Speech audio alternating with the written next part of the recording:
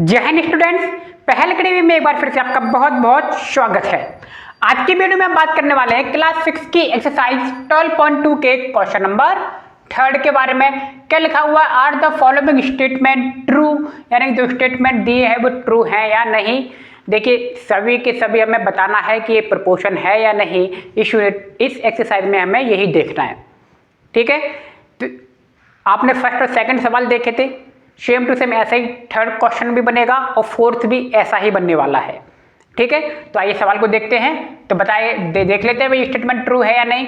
ए वाले में क्या कर रहा है, 40% रेशियो 200%, ठीक है। 40% और 200% का रेशियो दिया है इक्वल, वो कह रहा है 15 रुपीज एंड 75 रुपीज।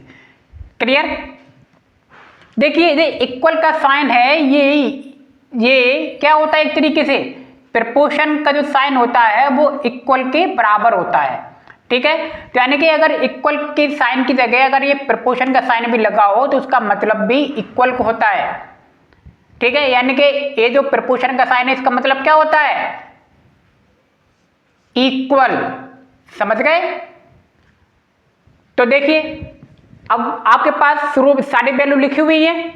ए की वैल्यू क्या है बताइए, 40, बी की वैल्यू कितनी है 200, सी की वैल्यू कितनी है 15, डी की वैल्यू कितनी है 75।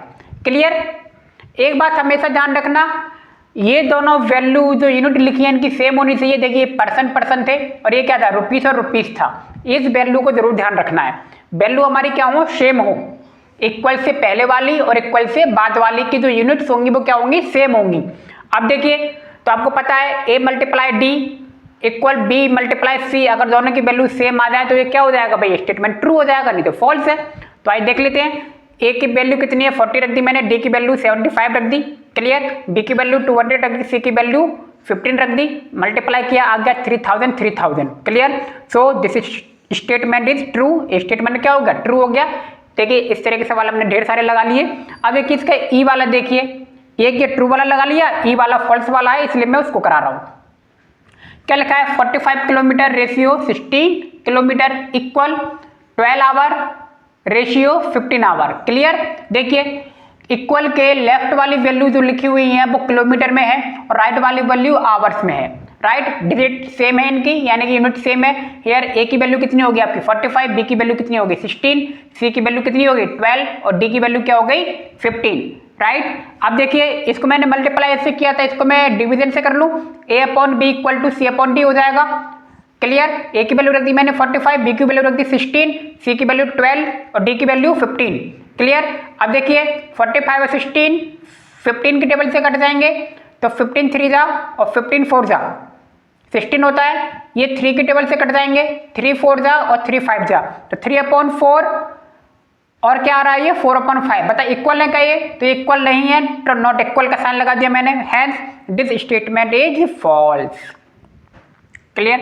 इस तरह के सवाल हमने पहले भी बना लिए हैं। ऐसे इसका देखिए बी वाला सवाल भी बना सकते हो, 7.5 litre ratio 15 litre equal to 5 kg ratio 10 kg। Same to same इसी तरीके से बना सकते हो, जो भी आपका मन करे। आप देखिए ई वाले सवाल को ए की तरह भी बना सकते हैं और ए वाले सवाल को ई की तरह भी बना सकते हैं, कोई अंतर नहीं है, ठीक है।